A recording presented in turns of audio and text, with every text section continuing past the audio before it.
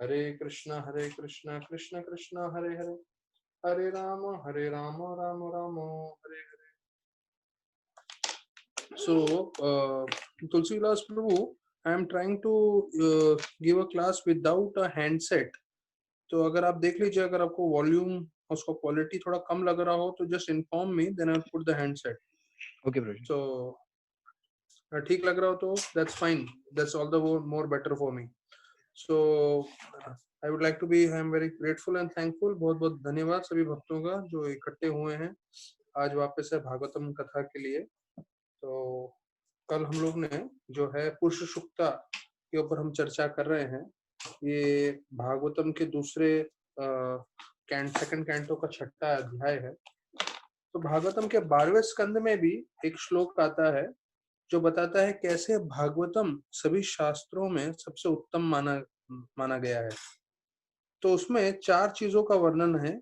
ये 12वें स्कंद का जो श्लोक है कि सब नदियों में सबसे उत्तम बताया गया है गंगा, सारे देवों में सबसे उत्तम है कृष्ण भगवान, सारे वैष्णव में सबसे उत्तम है शिव, और सारे पुराणों में, सारे शास्त्रों में सबसे उत्तम है भागवतम।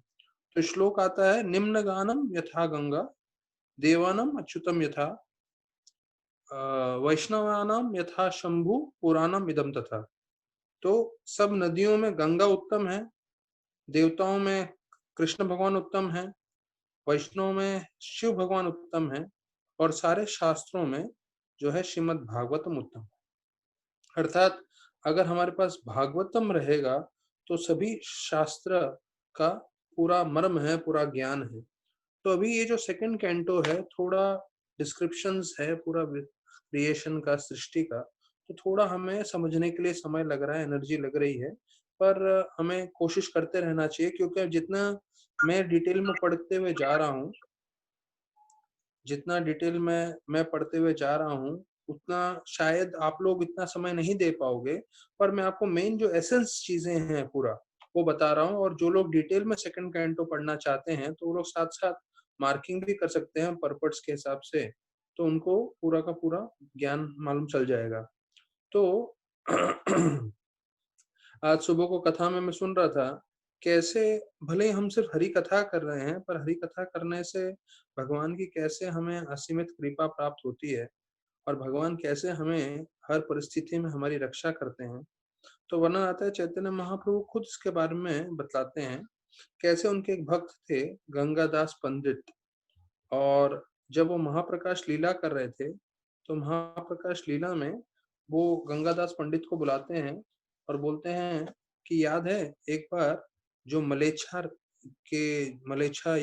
और यावन जो सारे सैनिक थे, वो आपके परिवार वालों पे आक्रमण कर रहे थे, और आप उनसे बचने के लिए गंगा के तट पर आ गए थे, और गंगा के तट पर आके आप खूब प्रार्थना कर रहे थे कि मुझे कोई नाविक मिल जाए जिससे मैं नाव पकड़ के यहाँ से जा सकूं, क्योंकि यहाँ पे कभी भी ये लोग आ जाएंगे, मुसलमान लोग जो हैं और मलेच्छा लोग, और ये लोग जो है मेरे परिवार वालों के साथ दुर्व्यवहार करेंगे। तो ऐसे खूब प्रार्थना करने लगे।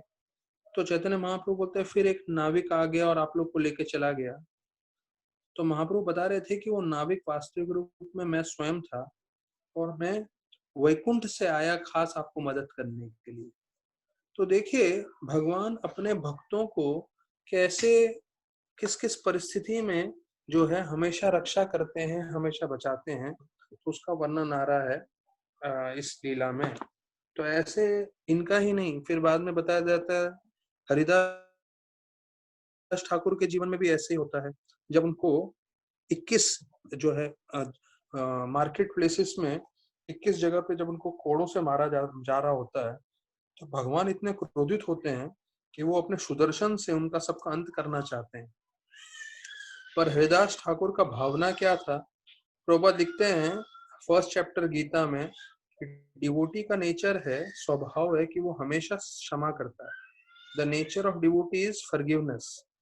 तो हमें जानना चाहिए जैसे हम लोग का ब्लड ग्रुप होता है, तो वैसे ही ब्लड ग्रुप हमारा पहचान करता है कि हमारा कौन सा खून है, पॉजिटिव है, नेगेटिव है, वगैरह वगैरह। तो वैसे एक भक्त का पहचान क्या है कि उसमें क्षमा करने की सबसे महत्वपूर्ण जो है एक तरह का उसमें गुण रहता है। तो हमें हमारे जीवन में हमेशा क्षमा करना सीखना चाहिए।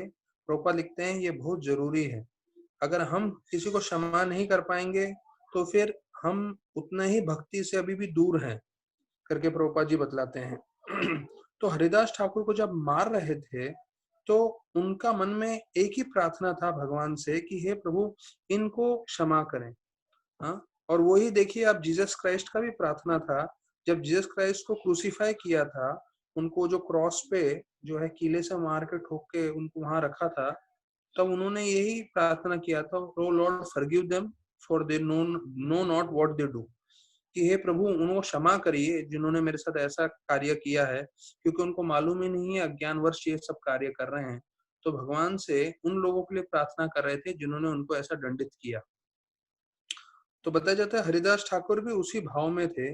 उनको कोड़ों से मार रहे थे, उनको इस तरह से मार रहे थे, बताया जाता है इतना बुरी तरह से मारते हैं कि शायद 1-2 मार्केट प्लेस में ही कोई शरीर त्याग दे।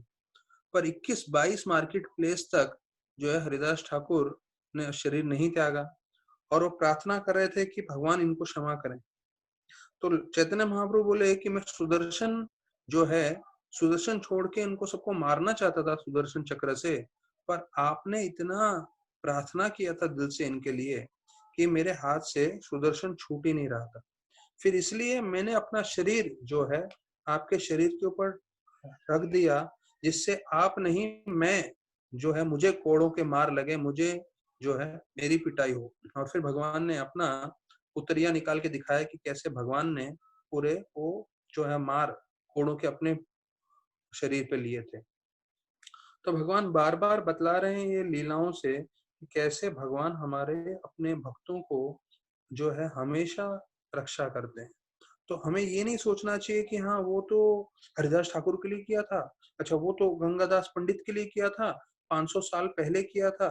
नहीं, प्रभुपाद जी लिखते हैं स्पष्ट रूप से कृष्णा बुक में कि आज भी कोई भक्त सिंसियरली उनकी भक्ति करता है, सेवा करता है, तो कृष्ण भगवान जितना गोपियों को प्यार करते हैं, जितना गोपियों के लिए सेवा करना चाहते हैं, उतना ही भगवान आज एक भी भक्त जो उनकी सेवा करता है उनके लिए आतुर रहते हैं करके प्रभुपाद जी अपने कृष्णा बुक में ये वर्णन करते हैं। तो अभी इस परिस्थिति में एक और चीज मुझे जो अच्छा लगा मैं आप लोग के साथ चर्चा करना चाहता हूँ कि प्रभुपाद जब ये दूसरा विश्व युद्ध चल रहा था, सेकंड वर्ल्ड वॉर, तो जब सेकंड वर्ल्ड वॉर चल रहा था उस टाइम पे प्रभुपाद जी अपने घर में थे और उस समय जैसे ही प्लेन आता था दूसरे कंट्रीज का तो वो लोग बॉम्ब भी डालते थे। तो जब बॉम्ब डालते थे तो उसको एयर रेडिंग बोलते थे और तब सायरन जाता था तो सब लोग छुपने लगते थे और सब लोग कहीं कहीं जाके छुप जाते थे कि अगर बॉम्ब डालें तो उससे हम बच जाएं। तो प्रभुपाद जी उस वक्त क्या कर रहे थे ये लीलामृत में वर्णन आता है। अभी मतलब जो अभी की परिस्थिति है मैं शायद बताऊंगा उससे भी बेकार परिस्थिति थी। समय बेकार था उस समय, क्योंकि उस समय तो बिल्कुल बॉम्ब डाल रहे थे पूरे शहरों पे, उस भारत पे भी सेकेंड वर्ल्ड वॉर के टाइम पे। तो प्रभुपाद जी बताते हैं, प्रभुपाद जी का लीलामृत में वर्णन आता है कि उस समय जब बॉम्ब डाल रहे थे प्रभुपाद जी क्या कर रहे थे। प्रभुपाद जी कचोरी बना रहे थे जगन्नाथ बलदेव सुभद्रा के लिए, कृष्ण के लिए। तो इससे हमें समझ में आता है कि जो शुद्ध भक्त होता है वो हमेशा भगवान की सेवा में लगा रहता है, भले ही कितने भी विकट परिस्थिति हो। और अगर ऐसे विकट परिस्थिति में अगर मृत्यु भी आ जाए तो वो जो है आनंद में चला जाएगा। क्यों? क्योंकि उसको लगता है कि हर समय मैंने भगवान की सेवा में लगाया, पूरी तरह से जो है मेरा मन भगवान की सेवा में केंद्रित था। तो अभी हम जो है कल हम लोग ने 34 श्लोक पे हम रुके थे। तो 34वां श्लोक जो है हम फिर से चर्चा करते हैं। चलो साथ में बोल सकते हैं। न भारती में अंग अमृष प्लक्ष्यते, न वै कंचिन में मनोसो अमृष गति, न में वृक्षाणि पतन्ति अस्ते पथे, न यन्मे हृदय उत्कंठ्यादतो हरि। तो इसमें बताते हैं कि ब्रह्मा जी कैसे मेरे वाक्य कैसे मेरा मन और कैसे मेरी इंद्रियां जो हैं कभी गलत कार्य करेगी नहीं, कभी कुछ गलत बोलेगी नहीं। क्यों? क्योंकि मैंने अपने हृदय में बहुत ही जो है ईगरनेस, बहुत ही आतुरता से भगवान के चरणों को ध्यान करके रखा है। अपने हृदय में भगवान के चरणों, कमल जैसे चरण को धारण करके रखा है। तो ये जो उत्कंठावत वर्ड आ रहा है, उत्कंठा मतलब बहुत ही आतुरता, बहुत ही जो है ईगरनेस से भगवान के चरणों को उन्होंने पकड़ के रखा है। तो ये जो है बहुत मुख्य श्लोक है। मैंने इस चैप्टर के स्टार्टिंग में भी बताया था कि ये भावना होनी चाहिए भक्तों की कि वो हमेशा भगवान के चरणों का मनन करेगा, अर्थात भगवान का हरिनाम, भगवान का भागवत, भगवान की सेवा, भगवान के भक्तों की सेवा। जब ये चीज वो जितना तीव्रता से करके रखेगा तो उसका मन कभी विचलित नहीं होगा, इंद्रियां विचलित नहीं होगी, यहाँ तक कि उसके वाक्य जो है गलत नहीं होंगे। अधिकांश समय हम देखते हैं कि हम परिवार में भी बात करते समय थोड़ा बहुत भी ऊपर नीचे कर देते हैं तो सामने वाले को ठेस लग जाता है। तो इसलिए चाहिए कि हम जितना हो सके आध्यात्मिक बात करें, जितना हो सके हम अपना भक्ति की प्रगति करें, जिससे हम गलती से भी जो है किसी का अपराध ना करें। तो ये हमने 34वें श्लोक में देखा था। तो 34वें श्लोक में प्रभुपाद जी लिख रहे हैं तात्पर्य में, कौनते है प्रति जानी ही, बस इतना ही बोलते हैं, पूरा नहीं बताते हैं। तो वो बोल रहे हैं कि कुंती को बोल रहे हैं कि आप जोर से घोषणा करें। तो ये हम सबको मालूम है, इसका वर्णन क्या है कि कृष्ण भगवान अपना जो है वचन तोड़ते हैं कई बार। तो इसलिए वो अपने वचन तोड़ने के कारण वो बोल रहे हैं कि आप वचन दो, आप बोलो, क्योंकि मेरे भक्त के वचन कभी झूठे नहीं होते। अर्थात भगवान बोलते हैं कि मेरा वचन गलत हो जाएगा पर मेरे भक्तों का वचन नहीं होगा, जो यहाँ ब्रह्मा जी ने लिखा है। तो ये है भक्ति की शक्ति। फिर प्रभुपाद बताते हैं कि अगर कोई भक्त कोई तरह से कुछ प्लानिंग भी करता है तो वो भी जो है असफल नहीं होता। क्यों? क्योंकि वो भगवान से बहुत आसक्त है और भगवान से प्रार्थना करके कर रहा है और भगवान की सेवा में करना चाहता है, इसलिए वो जो कार्य भी करता है वो भी सफल होता है भगवान की कृपा से। तो बोलते हैं इनफैलिएबल। इनफैलिएबल मतलब प्रभुपाद जी उसका एक इनफैलिएबल मतलब जिसका कोई कभी पतन ना हो। तो बोलते हैं भगवान की सेवा में भक्तों का कार्य और भगवान के शब्द का कभी पतन नहीं होता, कभी उसका नाश नहीं होता। अर्थात इतनी शक्ति है भगवान की भक्ति में, भगवान की सेवा में। तो फिर प्रभुपाद लिखते हैं such godless unfaithful words of and actions however materially enriched are never to be trusted। कि बिना भक्ति के लोगों का जो भी बाहर का लोगों का जो अभक्त होते हैं उनके कितने अच्छे अच्छे शब्द हों या अच्छे अच्छे कार्य हों, हमें कभी उसमें श्रद्धा नहीं रखनी चाहिए। ये मैंने मार्किंग इसलिए किया है क्योंकि हम भक्तों को ये चीज ध्यान रखना चाहिए, क्योंकि हम बहुत चीजों से आकर्षित हो जाते हैं। मैं भागवत में आगे भी पढ़ रहा था, उसमें लिखते हैं कि हमें बहुत उत्कंठा है। उत्कंठा मतलब ईगरनेस है, उत्सुकता है क्या? सुनने का दूसरों के बारे में, और दूसरे दूसरे खबर सुनने का, दूसरे दूसरे चीजों के बारे में जानकारी रखने का। पर जब तक ये हम कृष्ण से नहीं जोड़ेंगे तब तक हम संतुष्ट नहीं रहेंगे। तो ये जो हमारी इच्छा है, जो ज्ञान सबके बारे में सुनने का, कुछ आनंद भोगने का, ये सब चीज हमें कृष्णा से जोड़ना है। भले ही हमें अच्छा लगे न लगे, तपस्या करके हमें कृष्णा से ये जो है आनंद प्राप्त करने का कोशिश करना चाहिए, कृष्णा के संग में रहना चाहिए, जप करके या श्रवण करके। तो इससे होगा ये कि हमारा शुद्धिकरण होता रहेगा और फिर एक समय आएगा जब हम भौतिक चीजों के प्रति आकर्षित नहीं होंगे। जैसे मैं आपको अपना खुद का उदाहरण देता हूँ, इस्कॉन में आने से पहले थोड़ा मैं क्रिकेट मैच देखता था, ऐसा नहीं बहुत देखता था, मैं उसका फैन नहीं था, क्रेजी नहीं था कभी। पर जब से इस्कॉन में आ गए हैं इतने 20-25 साल में, मेरे को बड़ा जरा भी क्रिकेट मैच की तरफ आकर्षण नहीं है। और बिल्कुल भी मैं मतलब कोई मेरे को इंडिया पाकिस्तान का भी मैच हो बोले मुझे आके बैठ के देखो तो मेरे लिए बड़ी तपस्या हो जाएगी वो मैच देखना। क्यों? क्योंकि अभी इतने सालों से हम जब भक्ति कर रहे हैं, तो उसके बाद हमारा मन बदल जाता है और हमें इसमें ही आनंद मिलता है, दूसरी चीजों में आनंद कम मिलता है। तो हमें चाहिए कि हम इसकी तरफ जो है थोड़ी तपस्या करें, भले हमें अच्छा लगे फिर भी हम श्रवण करते रहें। प्रभुपाद लिखते हैं इसका 34th श्लोक का लास्ट लाइन, मैं चाहूंगा सब भक्त लोग इसको मार्क कर लें और चाहिए तो पढ़ भी सकते हैं। प्रभुपाद लिखते हैं, a grain of devotion is more valuable than ton of faithlessness. अर्थात एक ग्रेन ऑफ डिवोशन मतलब एक अंश मात्र जो है, वो भी अगर आपका भक्ति होगा तो वो बहुत हजार किलो जो है नास्तिकवाद से बढ़कर है। तो हमारा मन में बस एक जो भक्ति का भाव है उसी को लेके आगे चलना है, और यही 35वें श्लोक में बताया गया है। तो हम 35वां श्लोक जो है सब साथ में चर्चा कर सकते हैं। सोहम समन्यमान्यस्तपोमया प्रजापतीनाम अधिवन्दितापति आस्थाय योगं विपुनं समाहितस् तम नादगच्छन् यत् आत्मसंभवः।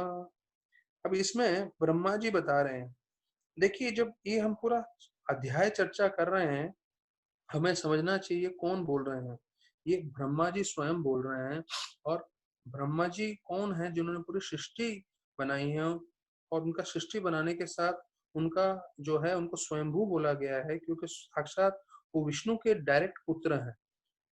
तो ये बता रहे हैं कि मेरे में बहुत सारे गुण हैं, लेकिन मैं जो है परंपरा में आया हूँ, मुझे पूरा वेदों का ज्ञान है। यहाँ तक कि ब्रह्मा स्वयं तेने ब्रह्म हृदय आदि कवि, अर्थात ब्रह्मा जी को कृष्ण भगवान ने पूरा ज्ञान दिया था वेदों का, लेकिन फिर भी वो बोल रहे हैं इस श्लोक में कि मैं भगवान को समझ नहीं सकता। देखिए, भगवान को समझना कोई आसान चीज नहीं है। हम में से कोई बोल नहीं सकता कि हम भगवान को समझ सकते हैं। क्यों? यहाँ यहाँ तक कि ब्रह्मा स्वयं जो भगवान के पुत्र हैं और जिन्होंने 14 लोकों का निर्माण किया है, 14 लोकों में जितने भी जीव हैं उनके सब बनाने वाले ब्रह्मा जी हैं। वो ब्रह्मा जी स्वयं बोल रहे हैं कि मैं नहीं समझ सकता हूँ भगवान को। तो ये हमें कभी भी गलत धारणा नहीं रखनी चाहिए कि हम भगवान को समझ पाएंगे। हम सिर्फ भगवान की भक्ति कर सकते हैं, और भक्ति करने से जो भगवान कृपा देंगे उससे जितनी हमारी क्षमता है या जितना भगवान कृपा दे उतना हम भगवान को समझ सकते हैं। तो यहाँ प्रभुपाद जी पिछले श्लोक का तात्पर्य में बता रहे हैं कि ये जो है उत्कंठवत मतलब जितना उनका ईगरनेस है हृदय में, उसके कारण जो है वो भगवान को समझ पाए। अर्थात ऐसा नहीं है कि ब्रह्मा जी बिल्कुल नहीं जानते, कृष्ण के बारे में जानते हैं, लेकिन उतना ही जान पाएंगे जितना आपकी ईगरनेस है भगवान को जानने की। उत्कंठता मतलब जितना आप सिंसियर हो उसके ऊपर बताया जाता है। The sincere mood off eagerness for service, अर्थात जितना आप सेवा भाव से सेवा करेंगे उतना भगवान आपको जानने की शक्ति देंगे।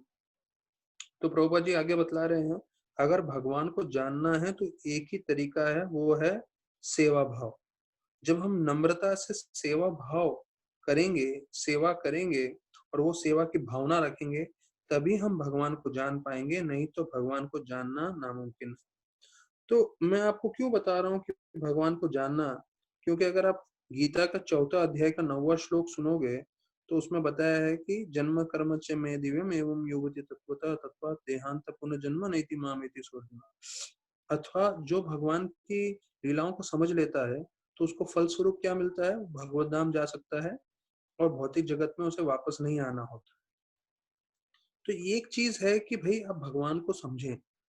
तो सिर्फ भगवान के नम्रता से अगर आप सेवा भी कर रहे हो, तो राधानाथ महाराज बता रहे थे, एक हार में जब जन्माष्टमी था तो उसमें बोले कि जरूरी नहीं आपको बहुत सारे श्लोक हो आए हो, आपको अगर 2 श्लोक भी आता है गीता का तो उसमें आपको पूरा गीता का मर्म मिल जाएगा, गीता का सार मिल जाएगा। तो 2 श्लोक में एक महाराज ने बोला सर्वधर्मान् परित्यज्य, कि भाई सब चीज त्याग करके भगवान की भक्ति करो। वो कैसे है? मनमना मत भक्तो, भगवान का हमेशा ध्यान करके। और दूसरा बोला अगर ये आप समझ गए तो आपको क्या फल मिलने वाला है? आप भगवत धाम चले जाओगे। तो अगर कोई व्यक्ति नम्रता से पूरा जीवन पर्यंत सेवा करेगा तो फल स्वरूप में वो भगवत धाम चले जाएगा। तो ये उसका फल है। तो सेवा भाव से भगवान प्रकट होते हैं, तो ये हमें समझना है। तो इन शास्त्रों का अध्ययन करने का, शास्त्र का पाठ करने का उद्देश्य ये है कि हम इस शास्त्र से समझ लें, क्योंकि पढ़ाई से आपको सिर्फ ज्ञान मिलेगा, सेवा से भक्ति मिलेगी। इसलिए यहाँ प्रभुपाद जी लिख रहे हैं कि हमें शास्त्र तो पढ़ने हैं, ये तो बहुत जरूरी है हमारे लिए, और उसके साथ साथ हमें सेवा भी करना है, क्योंकि हम पूरा का पूरा दिन भर 24 घंटे में से समझ लीजिए 6, 7, 8 घंटा अगर हमने सोने में भी निकाला, तो बाकी बचे हुए जितने घंटे हैं 16-18 घंटे, हाँ, तो 16-18 घंटे में हम कितना समय जप और पाठ कर पाएंगे? 2, 4, 6 घंटा ज्यादा से ज्यादा। उसके बाकी समय क्या करना है? तो बाकी तो 12 घंटे हमें सेवा करना है। तो जब हम नम्रता से सामने वाले व्यक्ति, सारे वैष्णव को प्रसन्न करना चाहते हैं, भगवान को प्रसन्न करना चाहते हैं, तो वो सेवा भाव आपको मदद करेगा भगवान को जानने की। फिर 36वें श्लोक में स्वस्थ अयनम सुमंगलम, इसका वर्णन आता है, जिसका मतलब ये है कि भगवान को हम शरणागति होते हैं तो हमारे जीवन में सब मंगलमय कार्य होने लगते हैं, और वो सब खुशियों के स्तोत्र हैं। और ये जो भगवान है, जिसको अभी पिछले श्लोक में हमने सुना कि ब्रह्मा जी बोल रहे हैं कि मैं उनको जान नहीं सकता, यहाँ तक कि बोलते हैं ब्रह्मा जी, जिस तरह से आसमान की कोई सीमा नहीं है, there is no limit to the sky, उसी प्रकार से बोलते हैं कि भगवान भी अपनी जो है is unable to estimate his own limits.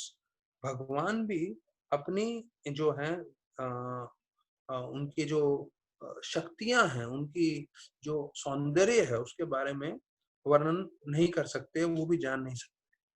अच्छा, तो इसके बारे में प्रभुपाद जी तात्पर्य में एक जगह ये बोलते हैं, इसका मतलब ये नहीं कि भगवान पूर्ण नहीं है, ऐसा नहीं है कि भगवान पूरे नहीं है क्योंकि वो समझ नहीं पाते, ऐसा नहीं है। वास्तविक ये है कि भगवान जो है अपनी लीलाओं के बाद अपने रूप से खुद इतने आकर्षित होते हैं। कृष्ण लीला में वर्णन आता है कि कैसे भगवान एक बार अपना खुद का प्रतिबिंब देखते हैं वृंदावन में, और खुद का जैसे प्रतिबिंब देखते हैं तो भगवान इतने आकर्षित हो जाते हैं, बोलते हैं ये कौन है इतने खूबसूरत? तो उनको मालूम चलता है ये तो मेरा खुद का स्वरूप है। तो बोलते हैं इतना सौंदर्य है इस जो है मेरे स्वरूप में कि मैं खुद आकर्षित हो रहा हूँ उस रूप में। तो बोलते हैं कि भगवान में और हम में दोनों में एक प्रॉब्लम है।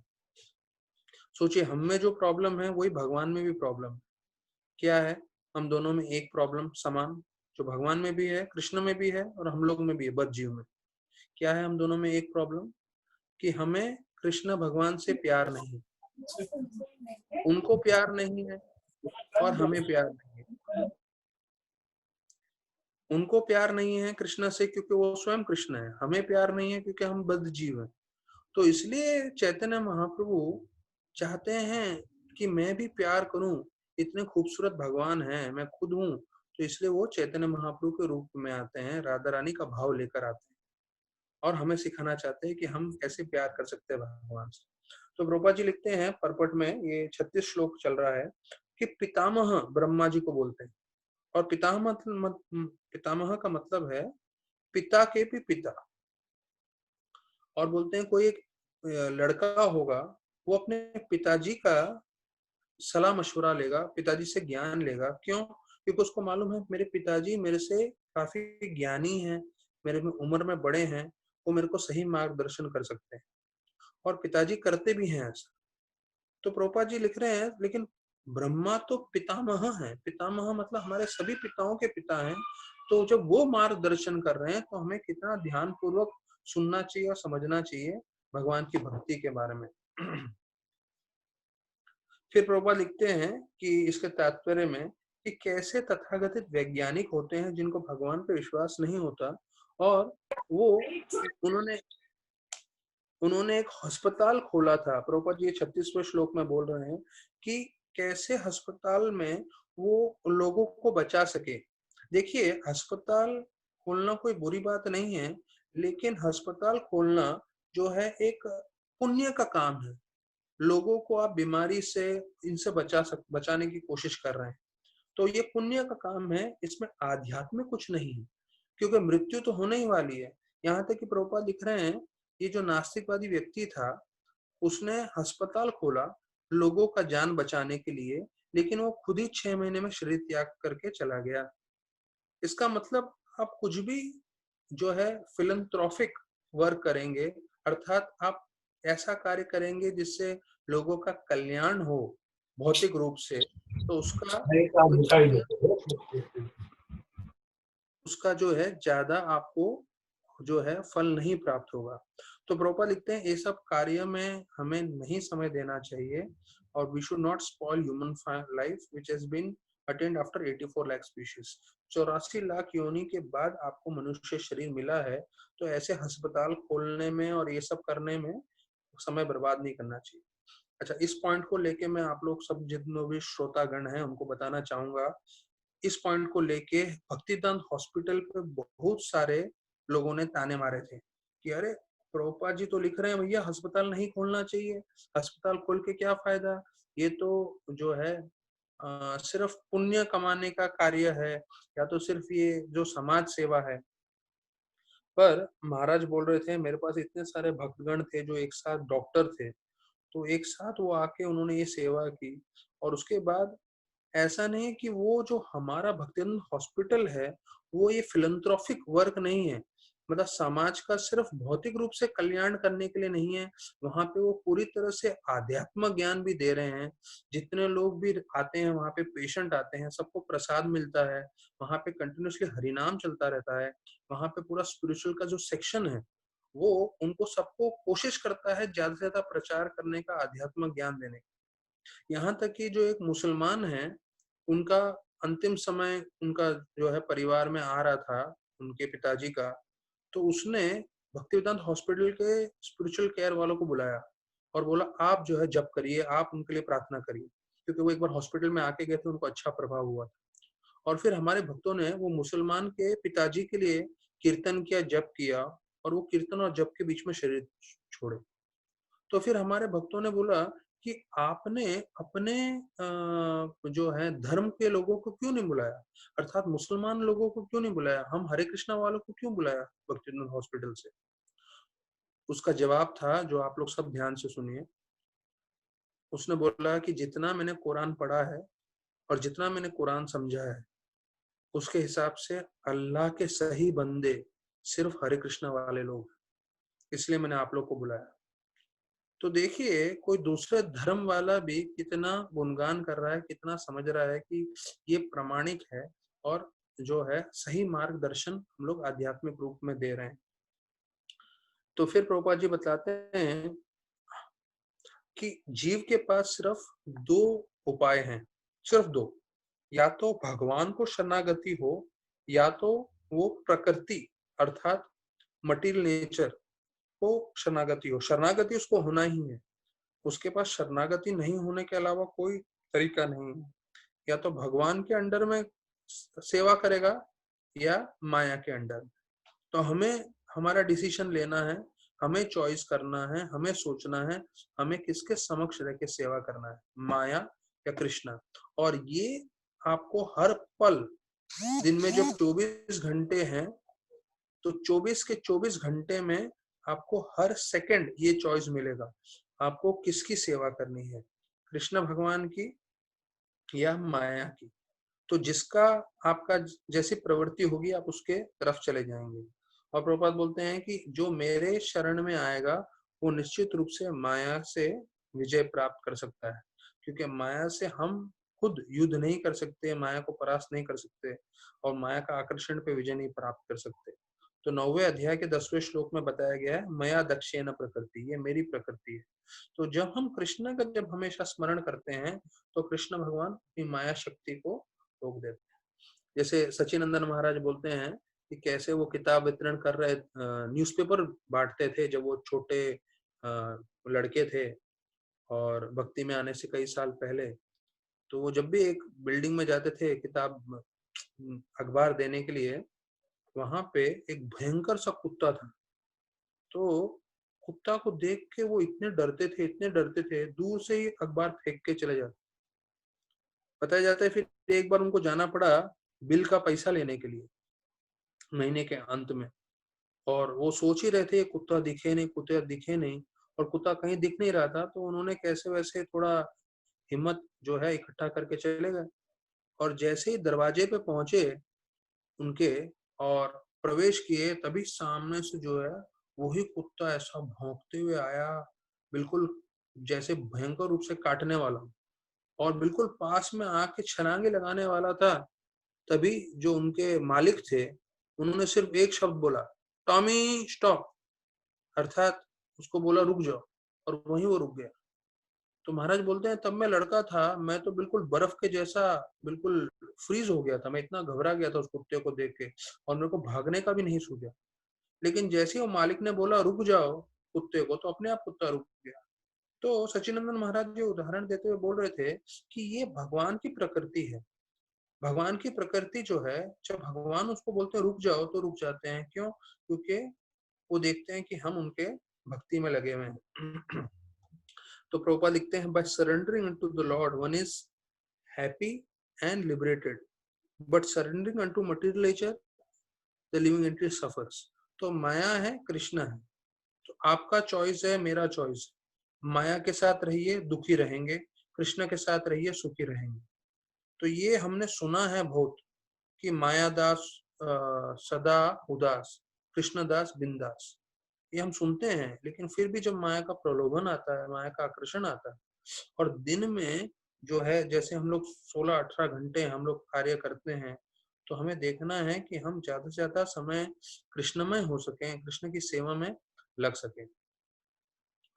फिर प्रभुपाद बताते हैं, spiritual happiness is so great that it can not be measured even bye Lord himself. अभी यही बात आ रही है, तो इस श्लोक का सबसे मुख्य चीज है कि भगवान भी जो हिसाब नहीं लगा सकते कि कितना उनकी शक्ति है, कितना उनका सौंदर्य है। तो ये बता रहे हैं कि जो आध्यात्मिक आनंद है वो भगवान भी तुलना नहीं कर सकते। अब ये क्यों तुलना नहीं कर सकते, उसके बारे में बताते हैं Prabhupada. Lord measures it again and then again. The happiness increases more and more. The Lord measures it more and more, and as such there is eternal competition between increment and measurement. कि भगवान जो है समझते हैं कि हाँ मेरे में, मेरी भक्ति में कितना आनंद है, मेरे संपर्क में आने में कितना आनंद है। जब तक ये समझते हैं तब तक वो आनंद और बढ़ जाता है। जब और बढ़ता है तो भगवान वो समझ लेते हैं, जब तक वो समझते हैं तब तक और बढ़ जाता है। क्योंकि जो भगवान की आध्यात्मिक शक्ति है वो अनित्य काल से बढ़ रही है, वो हमेशा बढ़ती जाती है, ऐसी एक सीमित नहीं रहती।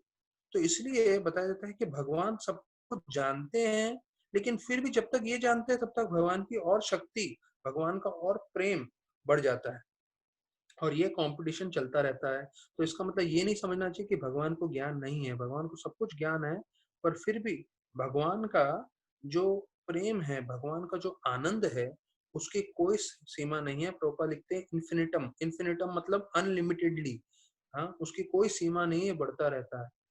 इसलिए बोलते हैं कि आध्यात्मिक आनंद को बोलते हैं संस्कृत में आनंदम बुद्धि वर्धनम, अर्थात समुद्र है आनंद का जो बढ़ते ही जाता है। हाँ? तो जैसे बोलते हैं समुद्र ऐसा है जिसका कोई किनारा नहीं है और उसकी कोई गहराई का अंत नहीं है, इतना ये समुद्र बड़ा है, और वो भी भगवान के प्रेम का समुद्र है। तो ये 36वें श्लोक में वर्णन किया है। तो हम लोग सिर्फ वर्णन कर रहे हैं, पर भगवान की कृपा हुई तो इसके कुछ बूंद भी हमको मिल गए। हाँ, तो एक वर्णन आता है चरितामृत में, यारा एक बिंदु पाने उत्फुल्लित तन मने, नाचे गाए करे ही कीर्तन। तो ये तो पूरा ऐसा समुद्र है जिसकी कोई, बताया जाता है, गहराई नहीं जान सकता और इसके कोई किनारे नहीं है, इतना बड़ा समुद्र है। लेकिन ऐसे समुद्र में से अगर एक बूंद भी मिल जाए, यारा एक बिंदु पानी, उत्फुल्लित तन मने, तो हमारा पूरा शरीर, पूरा मन उत्फुल्लित हो जाएगा, और नाचे गाए करे नर्तने, तो नाचने लगेंगे, गाने लगेंगे, कीर्तन करने लगेंगे। क्यों? क्योंकि आपको एक बूंद मिल गया है। सिर्फ एक बूंद में इतनी शक्ति है कि आप नाचने गाने लगते हो, उत्फुल्लित होने लगते हो। तो अभी है उसमें शक्ति, इसलिए तो रोज सारे ब्रह्मचारी सुबह 4:30 बजे उठ के 5 बजे मंगल आरती के लिए खड़े हो जाते हैं, दूसरे मंदिरों में 4:30 बजे मंगल आरती में चले जाते हैं और नाच रहे हैं सुबह सुबह।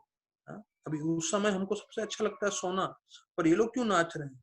क्योंकि उनकी आध्यात्मिक सुकृति है, उनका सेवा भाव है, इसलिए उनको वैकुंठ में प्रवेश मिला है। प्रभुपाद बोलते हैं कि जो शराब के ब्रोथल हाउसेस हैं, जो जहाँ लोग शराब पीते हैं, वो तमोगुण में है, लिकर बार। फिर प्रभुपाद बोलते हैं जो शहर है, जैसे बम्बई शहर जहाँ हम रह रहे हैं, वो रजोगुण में है। बोलते हैं कि जंगल का वातावरण या खेत, वो सब जो है सत्व गुण में है, भक्ति करने के लिए सबसे सर्वोत्तम होते हैं। प्रभुपाद अपने तात्पर्य में बताते हैं ये चीज, और बोलते हैं कि मेरे जो मंदिर है वो वैकुंठ है। तो जो वैकुंठ में रह रहा है, अर्थात वैकुंठ वासी हुआ तभी वो रह सकता है। अर्थात कोई पैसे दे के अंदर जाके रह नहीं सकता कि चलो मेरे पास इतने पैसे हैं मैं जाके रह सकता हूँ। हाँ, कोई लाइफ मेंबर रहेगा तो थोड़े दिन के लिए रह पाएगा, लेकिन हमेशा नहीं रह सकता वो वहां पे।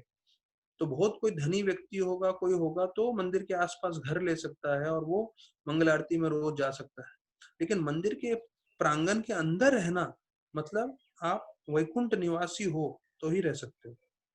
तो हम लोग वर्णन कर रहे थे कि जो मंदिर में प्रभुपाद बोल रहे थे कि जो मंदिर में रहते हैं, मेरे मंदिर जो है वो वैकुंठ के समान है। वो वैकुंठ के समान क्यों है? क्योंकि जहाँ भगवान है वो वैकुंठ ही है। कुंठ मतलब डिस्ट्रेस या दुख, और वैकुंठ मतलब जहाँ कोई डिस्ट्रेस नहीं है, कहाँ जहाँ कोई दुख नहीं है। तो वहां पे हम देख रहे हैं सुबह सुबह सब साधु लोग, ब्रह्मचारी लोग नाच रहे हैं। क्यों? क्योंकि उनका ऐसा आध्यात्मिक शक्ति है जिसके कारण उनको वहां पे प्रवेश मिला है, जिसके कारण वो वहां पे रह रहे हैं।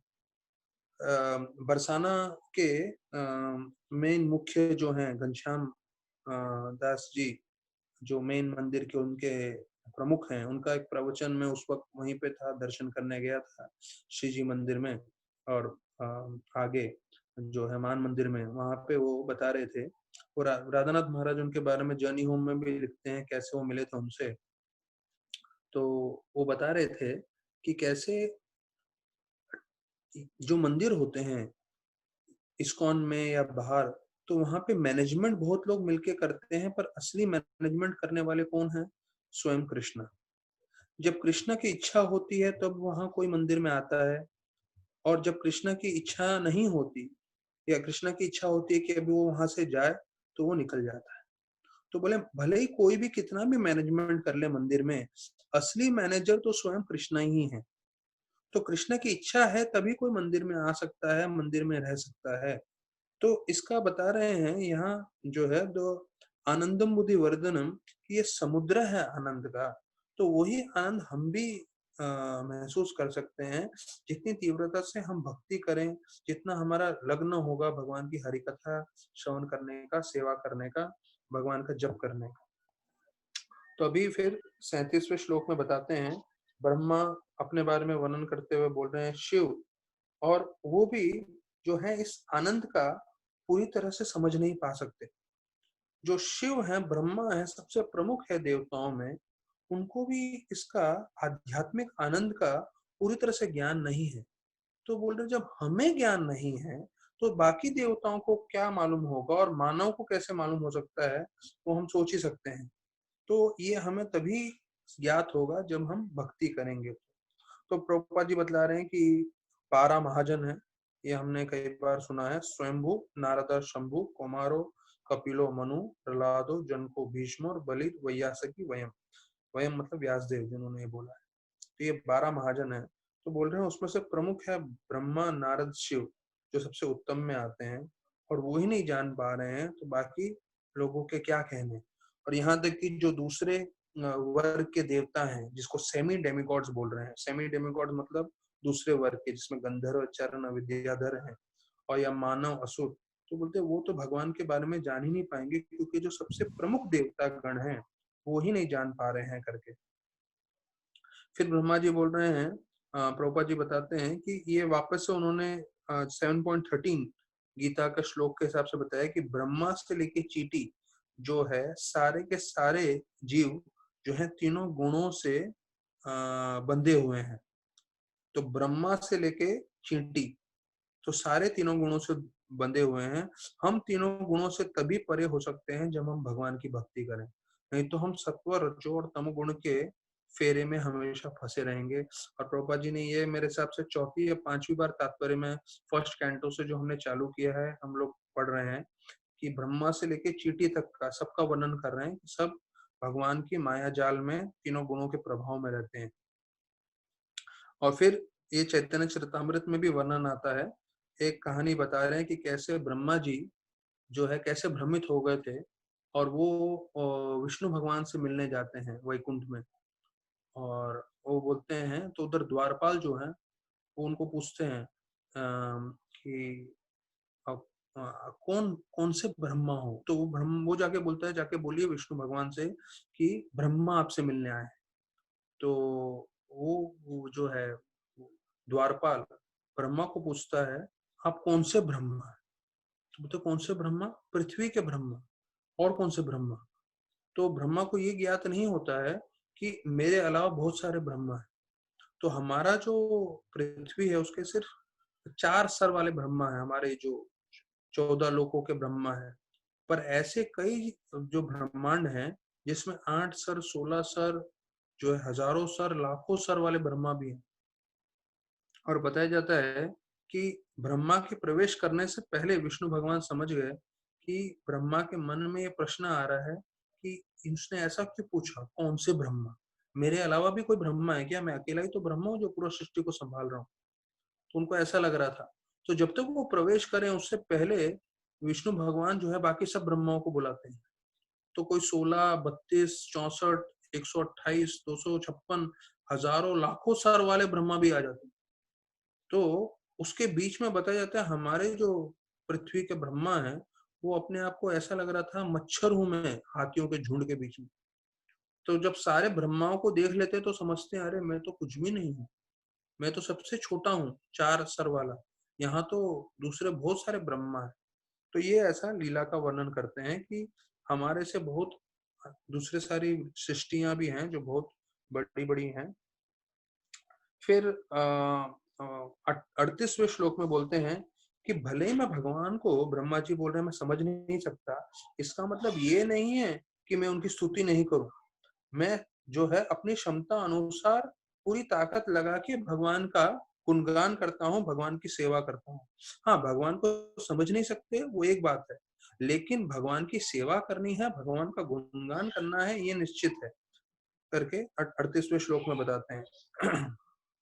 प्रभुपाद फिर वही चीज को ला रहे हैं कि हमारी इंद्रियां का शुद्धिकरण होगा जब हम श्रवण करेंगे, कीर्तन करेंगे, भगवान के विग्रह की सेवा करेंगे, और तब हम जो है भगवान हमारे साथ आदान प्रदान करेंगे हमारी भक्ति भाव देख के। तो प्रभुपाद जी गीता का श्लोक बोल रहे हैं 38वें श्लोक के तात्पर्य में, ये यथा माम प्रपद्यते। ये यथा माम प्रपद्य मतलब जितने भी भक्तगण हैं वो कितनी तीव्रता से भक्ति कर रहे हैं, वो तीव्रता के हिसाब से भगवान आपके साथ आदान प्रदान करेंगे। तो ये सिर्फ मैकेनिकल मत समझिए, हमने कई बार चर्चा किया हुआ है कि हाँ, जैसे कोई बाटर सिस्टम में होता है ना, ये दिया वो लिया। वास्तविक रूप में हम खुद मन एकाग्र करके जितना हो सकता है भक्ति करेंगे दिल लगा के, तो भगवान हमारे साथ उतना आदान प्रदान करेंगे। और हम देख रहे हैं कि कैसे जो प्रभुपाद थे उनके साथ उन्होंने कैसे आदान प्रदान किया। अब प्रभुपाद के हम शिष्यों में देख रहे हैं, गोपाल कृष्ण महाराज हैं, जय पताका महाराज है, राधानाथ महाराज हैं, जैसे उन्होंने अपने जीवन पर्यंत भगवान की सेवा की है, तो उनके साथ कैसे आदान प्रदान कर रहे हैं, उनके द्वारा कितना प्रचार हो रहा है, कितने लोगों को मदद हो रहा है। तो भगवान हमेशा आतुर रहते हैं हमारे साथ आदान प्रदान करने के लिए। तो फिर प्रभुपाद वापस से इसी श्लोक में दूसरी बार दोहरा रहे हैं कि श्रवण कीर्तन के मात्र से ही हम भगवान को समझ सकते हैं, और यहाँ तक कि हम भगवान का स्वरूप अपने हृदय में देख भी सकते हैं। और प्रभुपाद लिखते हैं, ये हमने पहले स्कंद भागवतम में चर्चा किया है। तत्श्रद्धया मुनियो ज्ञान वैराग्य युक्ते पश्यन्ति आत्मानि चात्मानम भक्ता श्रुता गृहीतया, कि अर्थात श्रवण कीर्तन करने के मार्ग से हम भगवान को वास्तविक रूप में समझ सकते हैं।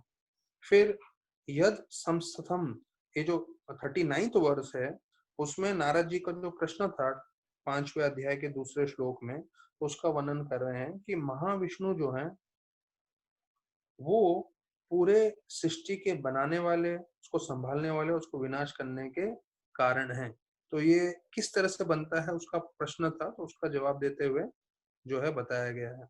और फिर ब्रह्म संहिता का श्लोक का वर्णन कर रहे हैं कि यह कारना जले भजति स्म योगा निद्रम अनंत जगदंड सरोम कूपा आधार शक्तिम अवलंब्य सरम समूर्तिम गोविंदम आदि पुरुषम तम हम भजामि। कि ये महाविष्णु जो है वो सागर में जो है विश्राम करते हुए अपने शरीर के एक एक पोर्स या एक एक जो है अंग में से जो हमारे शरीर में जैसे बाल होते हैं, उस बाल के जो अंग हैं उसमें से एक एक सृष्टि का निर्माण करते हैं सोते हुए। तो ये वर्णन आता है कैसे महाविष्णु ने जो है पूरा का पूरा सृष्टि का निर्माण किया है। फिर 40वें श्लोक में बताते हैं कि भगवान पूर्ण पुरुषोत्तम है और उनको पूरा ज्ञान है, और वो जो है उनको पूरा का पूरा सृष्टि का वर्णन है, उनके पास सृष्टि का पूरा कैसे सृष्टि का निर्माण हो रहा है, कैसे कार्य चल रहा है, उसका पूरा उनको ज्ञान है। और कोई भी वाद विवाद करके भगवान को समझ नहीं सकता। ये ऐसे करके नारद मुनि को ब्रह्मा जी बता रहे हैं। फिर बोलते हैं 41 श्लोक में, great thinkers who control mind sense and body can not know that form disappears which assailed by false ego. तो वही चीज बता रहे हैं कि भाई जब सर्वोत्तम जो है देवी देवता नहीं समझ पाए, कृष्ण भगवान और सॉरी ब्रह्मा और शिव नहीं समझ पाए, तो बाकी जीव क्या समझेंगे। और फिर वही भगवान महाविष्णु गर्भदक्षाय विष्णु के रूप में जो है विस्तारित होते हैं, जो 42 श्लोक में बताया गया है। और जो है गर्भोदक्षाय विष्णु और दूसरे सब चीजों के रूप में भगवान विस्तारित करते हैं, समय और काल, मन, अहंकार, 3 गुण, इंद्रियां और विश्व रूप, ये सब चीजों के रूप में भगवान विस्तार करते हैं और उसके बाद पूरा सृष्टि का निर्माण करते हैं। तो बोलते हैं हम लोग कि इसमें प्रभुपाद जी तात्पर्य में 42 श्लोक में बताते हैं कि हम लोग जो हैं भगवान से कंपटीशन में लगे हुए हैं, हम लोग खुद भगवान बनना चाहते हैं, इसलिए हम लोग भगवान की सेवा नहीं कर रहे। तो प्रभुपाद लिखते हैं, we want to become imitation gods. Imitation god मतलब भगवान तो एक ही है, तो हम लोग तो भगवान नहीं बन सकते, पर भगवान के जैसे भोग करने की हमारे मन में इच्छा है, इसलिए हम लोग वो भोग करने की इच्छा में इस भौतिक जगत में आए हैं और अलग अलग कार्य कर रहे हैं। मैंने इसके ऊपर एक उदाहरण सुना था कि कभी कभी जो बच्चे होते हैं, विशेष रूप से लड़कियां, छोटी बच्ची, तो उनको क्या लगता है कि अरे मम्मी कुकिंग कर रही है, मैं भी कुकिंग करूंगी। तो मम्मी क्या करती है, उसको जो एक प्लास्टिक का खिलौना आता है, जिसमें प्लास्टिक का सिलेंडर होगा, गैस होगा, बर्तन होंगे, चमची होगा, तो वो दे देती है, बोलते जाओ कुकिंग करो। और थोड़ा आटा दे देगी, थोड़ी सब्जी दे देगी, लो तुम खाना बनाओ। तो वो बच्चे लोग अपना खाना बनाने में लगे हैं, पर हमें सबको मालूम है उसमें खाना तो बनने वाला नहीं है। तो 2-3 घंटा खेलेंगे खेलेंगे, लेकिन जब भूख लगेगी तो वापस मम्मी के पास आ जाएंगे। तो उसी प्रकार से भगवान ने क्या किया है, ये प्रकृति बनाई है। जिन जीवों को बोलते हैं ना इमिटेशन भगवान बनना है, जैसे हम लोग इमिटेशन ज्वेलरी लेते हैं ना, कई लेडीज लोग जाके बाहर से जो है इमिटेशन ज्वेलरी लेते हैं, तो वैसे हमें इमिटेशन भगवान बनना है। तो भगवान ने बोला ठीक है, ये लो आपके लिए भौतिक जगत है, करो जितना भोग करना है करो। भोग कर करके जब थक जाएंगे जी, और किसी भाग्य वर्ष से हम भक्तों के संग में आएंगे, तब समझेंगे हाथ जोड़ के, हे प्रभु और भोग नहीं करना। भले मेरे हृदय में भोग विलास की इच्छा बहुत है, भले मेरे में अनर्थ बहुत है, जन्मों जन्मों का अनर्थ है मेरे हृदय में, पर आपसे ये प्रार्थना करना चाहता हूँ, आप इसको संभालो और मुझे अपनी सेवा में रखो। आप जो है सर्वशक्तिमान हैं, आप पूरी सृष्टि का इतना निर्माण कर रहे हैं, सब कुछ कर रहे हैं, एक बद्ध जीव को तो अपनी सेवा में लगा ही सकते हैं।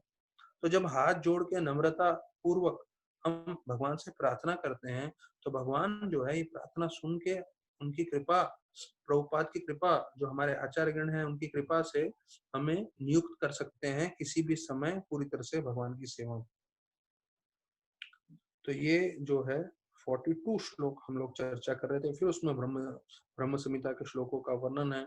और फिर जो 43 टू 45 श्लोक हैं, 43, 44, 45, उसमें बतलाते हैं कि सब कुछ भगवान के द्वारा निर्मित है।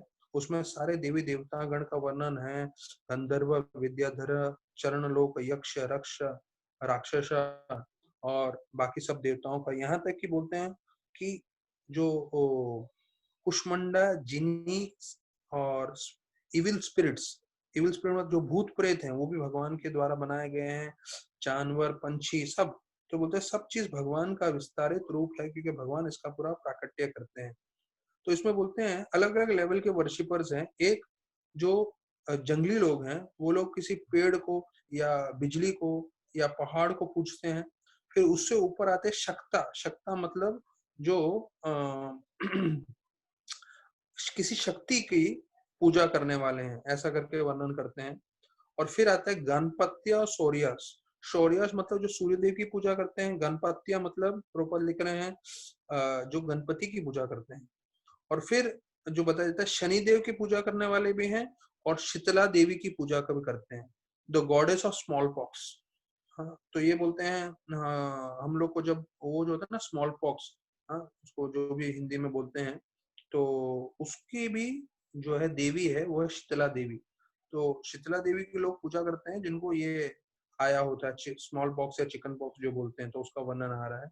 और फिर 46 श्लोक में आ रहा है कि कैसे नारद मुनि जो हैं वो बतला रहे हैं कि अभी मैं आपको ब्रह्मा जी नारद को बोल रहे हैं, मैं भगवान के आपको लीला अवतार का वर्णन करने बताऊंगा, क्योंकि ये चित शक्ति के द्वारा है लीला अवतार। तो भगवान के अलग अलग तकरीबन तकरीबन 39 वर्सेस में, अगले अध्याय में भगवान ने क्या क्या लीलाएं की हैं, कौन से अवतारों द्वारा, वो मैं बताऊंगा। This very pleasing to your and which are to be realist.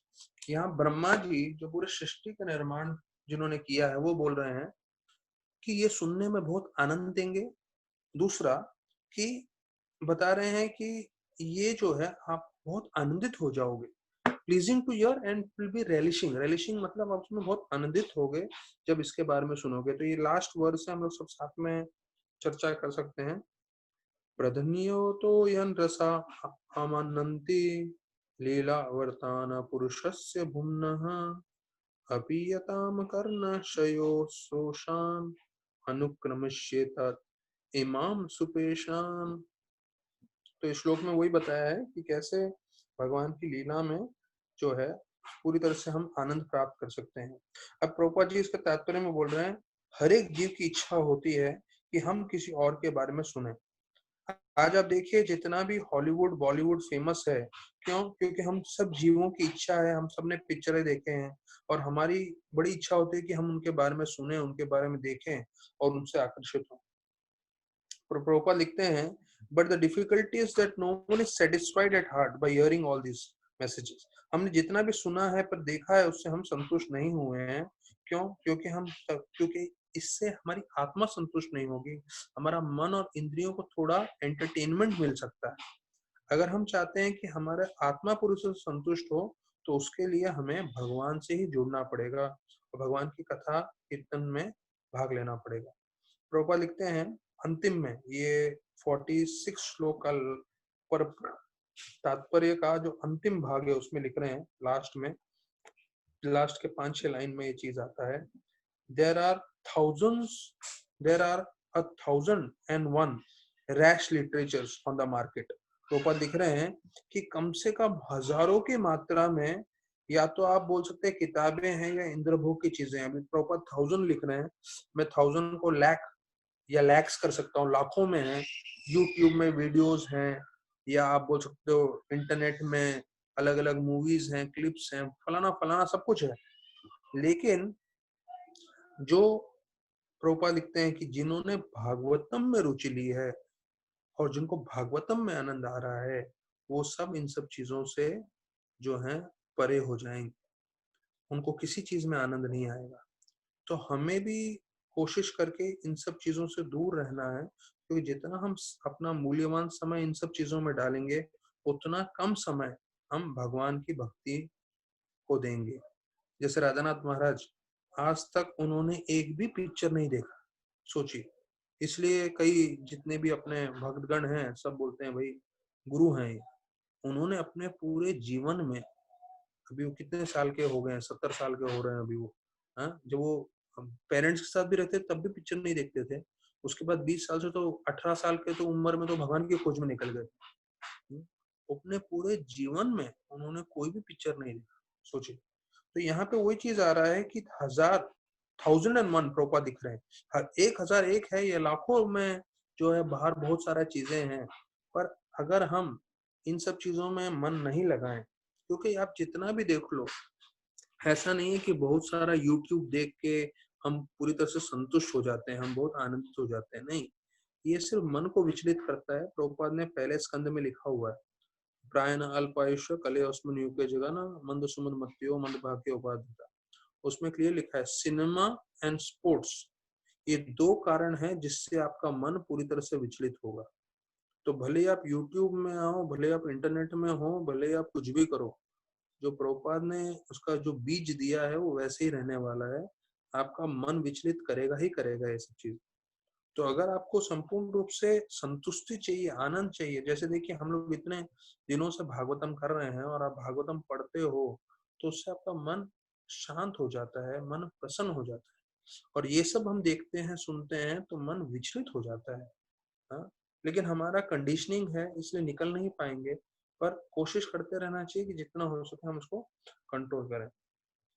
तो आज मंगलवार है, एक हफ्ता पहले मैं आप लोग को थोड़ा जागृत करना चाहता हूँ कि ठीक अगले हफ्ते मंगलवार को वो है पांडव निर्जल एकादशी। वो एकादशी जिसके लिए हम लोग सब ऐसा तो नहीं बोलूंगा रुके रहते हैं, कोई भी इतना आतुर नहीं रहता तपस्या करने के लिए, पर सबसे भीषण जो तपस्या है वो एकादशी में जो आता है वो पांडव निर्जल एकादशी है। तो मैं आप लोग को अभी से इसलिए बता रहा हूँ कि आप लोग अपने आप को एक हफ्ते में तैयार करें और पूरी तरह से भक्ति के लिए जो है ज्यादा से ज्यादा भक्ति करें। तो ब्रह्म वैवर्त पुराण में इसका वर्णन आता है। अच्छा, उससे पहले एक आप लोग को, जितने लोग भी कथा सुन रहे हैं, मैं चाहूंगा एक होमवर्क करिए आप लोग सब।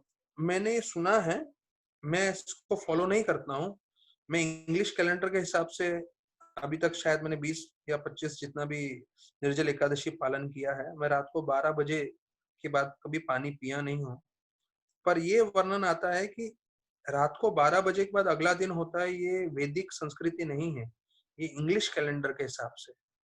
वैदिक संस्कृति होता है जब सूर्योदय होता है। तो ये ब्रह्म वैवर्त पुराण का जो मैं ट्रांसलेशन में पढ़ रहा था, तो इसमें भी बताया गया है कि सूर्योदय से सूर्योदय तक जो है फास्टिंग होता है। अर्थात आज सुबह का जो टाइमिंग होगा सूर्योदय का 6 बजे का, तो उससे पहले हम लोग शायद 5 बजे 4 बजे तक हम लोग शायद पानी पी सकते हैं, या मुझे को खाने का तो मालूम नहीं, लेकिन ऐसा है।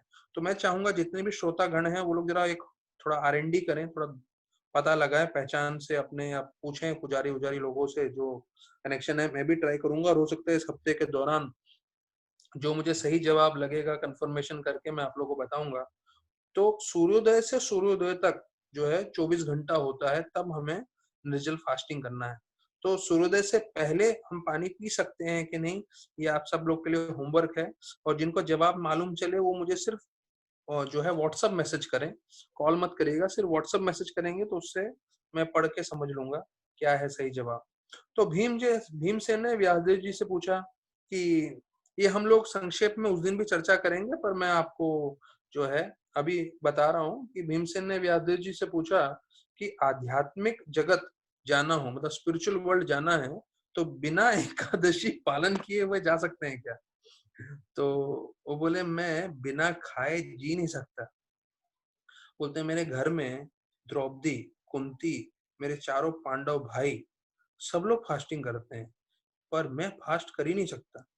जो भूख है मेरे से सहन ही नहीं होती।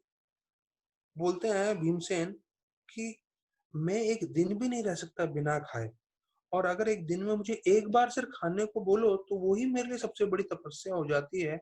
तो मैं पूरा दिन फास्टिंग तो कर ही नहीं पाऊंगा। तो आप मुझे कुछ तो मार्गदर्शन करिए कि कैसे मैं जो है एक ही एकादशी में सभी एकादशी का फल प्राप्त कर लूं और भगवत धाम जा सकूं। तो बोलते 3 तरह के अग्नि होते हैं, ये भीमसेन बता रहे हैं व्यासदेव जी को।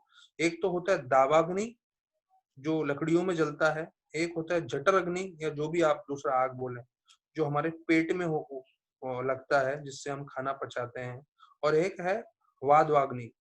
तो जठर अग्नि बोलते हैं मेरा कभी वश में नहीं होता, मुझे बहुत परेशान करता है, तो आप मुझे बताइए कैसे करना है। तो व्यासदेव जी बोलते हैं ठीक है, मैं आपके लिए बताता हूँ, अगर आप एक एकादशी पालन करोगे तो उसमें आपको पूरे 24 एकादशी पालन करने का फल मिलेगा, वो है आने वाला पांडव निर्जल एकादशी। और निर्जल, निर्जल मतलब जल मतलब पानी, निर मतलब पानी भी नहीं, तो निर्जल मतलब है कि बिना पानी पिए अगर हम करें तो उसमें हम जो है पूरे पाप से मुक्त होंगे। जितने भी तीर्थ स्थान है पृथ्वी भर में, सब में स्नान कर पाएंगे हम लोग। बताया जाता है हमने बहुत सारा दान पुण्य किया, उसका फल मिलेगा, वो भी सही व्यक्ति को दान पुण्य किया, उसका फल हमें मिलेगा अगर हम पूरी तरह से फास्टिंग करेंगे तो।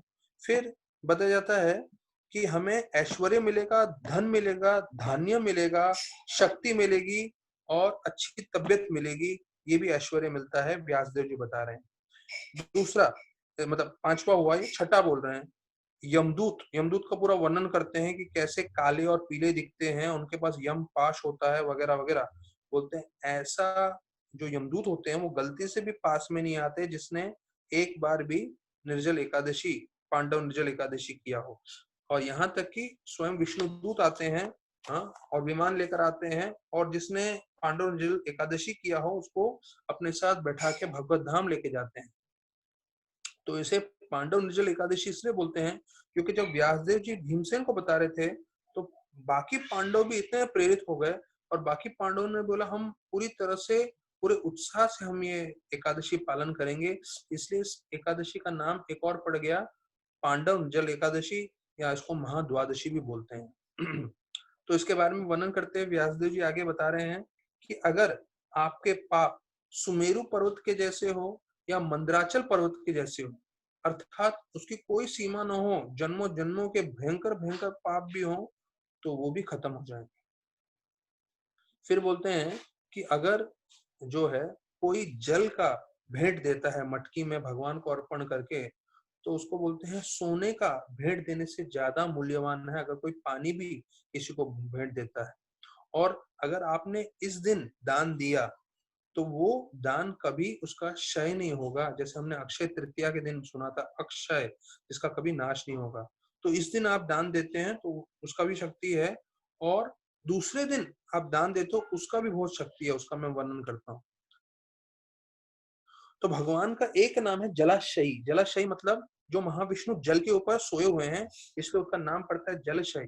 तो बोलते हैं वो बहुत प्रसन्न हो जाते हैं अगर आप किसी ब्राह्मण को अगले दिन अर्थात द्वादशी के दिन या तो मिठाई दो, या तो गैया दो, या तो शहद दो। तो मैं फिर से बता रहा हूँ, इसका बहुत महत्वपूर्णता है, क्योंकि जो मैं इसको दोहराऊंगा, तो अगर जो ये दान देता है उसके 100 पूरा वर्णन आ रहा है, 100 पूरे जो हमारे पूर्वज हैं वो भगवत धाम चले जाएंगे। सुनिए ध्यान से, अगर उन्होंने पाप किया हो, उनका चरित्र ठीक नहीं हो, या उन्होंने आत्महत्या किया हो, फलाना फलाना फलाना एक्सेट्रा बताया गया, तो इतना शक्ति है ये एकादशी, इसमें द्वादशी के दिन एक प्रामाणिक ब्राह्मण को भेंट देने का। क्या भेंट देने का? या तो मिठाई, या तो गैया, या तो शहद, हाँ, या किसी भी तरह से ब्राह्मण को आप प्रसन्न करेंगे तो, हाँ, प्रामाणिक ब्राह्मण, पैदाइशी ब्राह्मण नहीं। तो उसके आपके 100 पूर्वज सीधा भगवत धाम जाएंगे, भले ही उन्होंने पाप कार्य किया हो, भले ही उनका चरित्र ठीक ना हो। देखिए इतना शक्तिशाली है आने वाला अगले मंगलवार का पांडव निर्जल एकादशी। यहाँ तक कि जिन्होंने सिर्फ ये सुना है, सुनने मात्र से जो है जीव भगवत धाम प्राप्ति कर सकता है, भगवत धाम जा सकता है। तो पांडव निर्जल एकादशी की जय हो। तो हमारे पास तकरीबन तकरीबन 9 मिनट है। मैं चाहूंगा किसी का कोई प्रश्न है तो हम 9 मिनट कुछ प्रश्न ले सकते हैं। तो अपना वो तुलसी विलास प्रभु अनम्यूट कर सकते हैं, मतलब जिनको जिनको हाथ, जिसको प्रश्न करना है उसमें आई थिंक हाथ उठाने का सिस्टम रहता है। हाँ प्रभु हाँ जी, देखिए मैंने हाथ उठा। तो वो हाथ उठाइए, नहीं तो सबका अनम्यूट करेंगे तो बहुत आवाज आने लगेगा। तो वैसा कोई हाथ उठाए तो अनम्यूट कर सकते हैं और प्रश्न कर सकते हैं।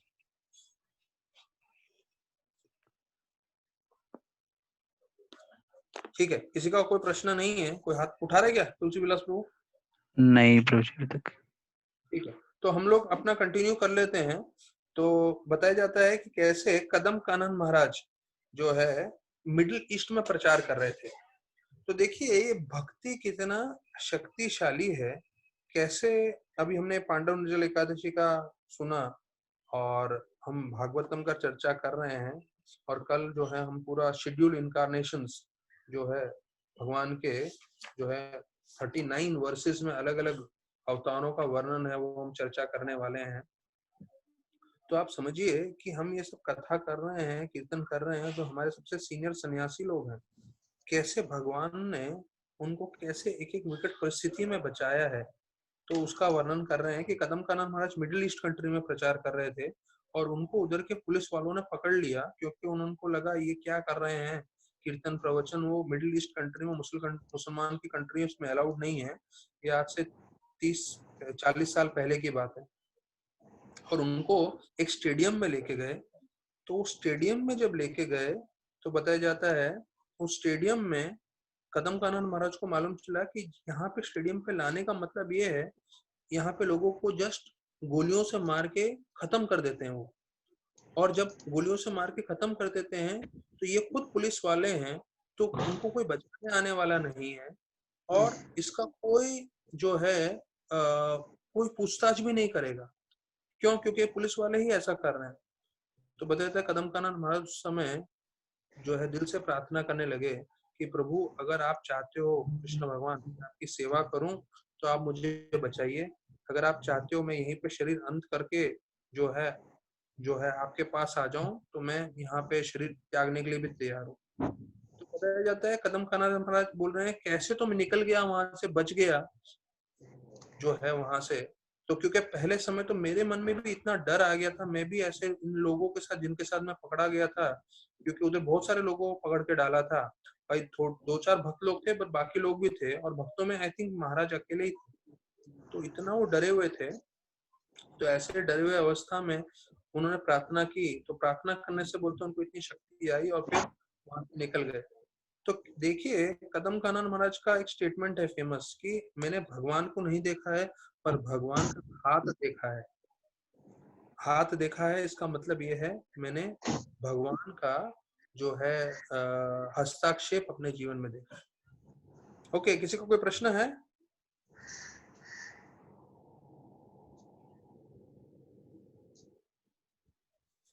या 2 जन आ गए, प्रीतेश प्रभु और बम बहादुर जी। ओके, अनम्यूट करेंगे तुलसी विलास प्रभु उनको। We have 5 minutes. आप बोलिए, नहीं तो फिर मेरे पास तो और पॉइंट्स है बताने के लिए। हरि बोल बोलिए प्रभु। बोलिए। बम बहादुर हरे प्रभु कृष्ण पहले प्रभु, आप आवाज आ पूछिए प्रश्न, फिर प्रीतेश प्रभु। प्रभु जी, जो द्वादशी के दिन हमें जब दान करना है उसमें कहा कि प्रमाणिक भक्त, जैसे कि हम यहाँ रहते हैं तो हमारे आस पास में मंदिर रहते हैं, तो वहाँ पे वो प्रमाणिक नहीं माना जाएगा प्रभु जी? हरि बोल।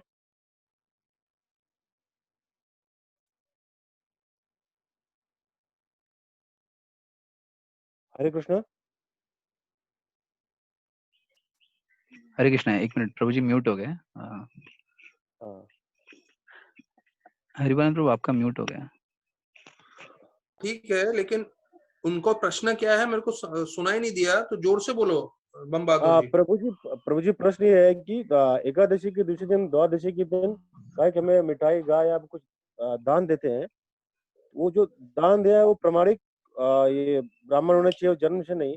तो जैसे कि हम जहाँ रहते हैं प्रभु जी, तो वहाँ आसपास में जो टेम्पल है तो वहाँ पे उनको दान देंगे तो उसका फायदा है कि प्रभु जी की हमें? नहीं नहीं नहीं नहीं नहीं नहीं, बिल्कुल नहीं। प्रमाणिक ब्राह्मण के पास ही जाना चाहिए।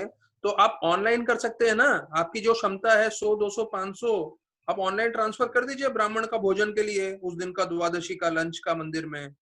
हाँ ठीक ठीक है, समझ गया प्रभु जी। वो तुलसी विलास प्रभु आपको गाइड कर देंगे। देखो ऐसे ठीक है, तो ब्राह्मण तो प्रभु बहुत है, लेकिन पैदाइशी ब्राह्मण वालों को ज्ञान ही नहीं है हाँ प्रभु जी, आध्यात्मिक। ठीक है, ओके प्रीतेश जी, आपका ठीक प्रश्न। है।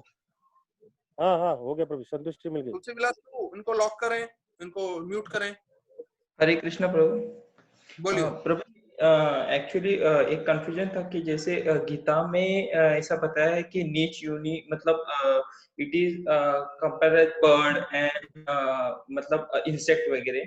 और फिर अभी जैसे भागवतम में 14 ये स्टेजेस मतलब 14 लोगों है, तो उसमें as per the karma they are going towards the means Patala and other planetary. So I cannot correlate means how this मतलब ये पृथ्वी पे पशु का जीवन और पाताल लोक में जीवन मतलब वो कैसे। अच्छा, देखिए कई लोगों ने जो पाप किया है उनको आपके पापों का फल के द्वारा उनको नरकलोक ले जाते हैं। नरकलोक में उनको टॉर्चर करते हैं, उनका जो जो पाप कार्य किए हैं उसका फल देते हैं, और उसका बाद में जो है फल भोगने के लिए वापस से उसको जानवर की योनि में भी देते हैं, भेजते हैं। जैसे किसी ने बहुत सारा गलत चीज का जो है सेवन किया है, तो फिर उसको सुअर बनाने से पहले नर्कलोक में ले जाते हैं, और नर्कलोक में ले जाके उसको काफी टॉर्चर देते हैं, वो सब देते हैं, और उसके बाद उसको सुअर का शरीर देते हैं। अभी एग्जैक्टली कैसे होता है, क्या होता है, कृष्ण भगवान स्वयं बताते हैं कि कर्मों का जंजाल जो है हम समझ नहीं सकते। तो ये एक जनरल कंसेप्ट है। तो हम लोग जस्ट एक आपको जनरल कंसेप्ट के हिसाब से हमको बता रहा हूँ, जो मैंने सुना है प्रवचन में, कि पहले नरकलोक ले जाते हैं, नरकलोक में आपको अलग अलग तरह से यातना देते हैं, और उसके बाद आपको फिर जो है इधर भेजते हैं पृथ्वी लोक पे, आपको जानवरों की योनियों में, ऐसा करके वर्णन है। तो ये क्यों करते हैं, तो ये मतलब ये मेरे पास जवाब नहीं है, ये अगर मनु संहिता में कोई जाके पढ़े तब उनको समझ में आएगा। तो ऐसा है, ठीक है। Okay Prabhu. I think time is up, आज के लिए इतना काफी है। कल हम लोग को पूरा का पूरा विस्तार पूर्वक जो है शेड्यूल इनकारनेशंस पे चर्चा करनी है। तो ये आज मैंने आप लोग को इसका बता दिया, चर्चा कर दिया कि आप लोग पूरा एक हफ्ते से तैयारी कर लें। मेरा ये रिक्वेस्ट रहेगा कि आप लोग सब ज्यादा से ज्यादा माला करें और सब निर्जल करने की कोशिश करें। तो एक हफ्ता पहले ही मैंने आप लोग को इसकी तैयारी का समय दे दिया है। सो बेस्ट ऑफ लक, सब तैयारी करें, और जैसा मैंने बताया है वो सूर्योदय का जो है सब पता लगाएं, और फिर फाइनली हम लोग कंक्लूड करके इन्हीं प्रवचन के दिन हम बताएंगे कि भैया कैसे फास्टिंग करना है।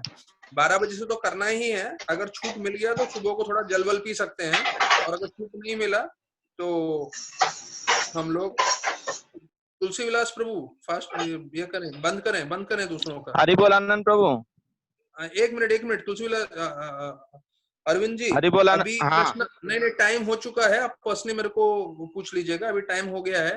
तो आज हम यहाँ पे समाप्त कर रहे हैं, और कल हम लोग मिलेंगे ठीक इसी टाइम पे 4 बजे, और आगे भागवतम का चर्चा करेंगे।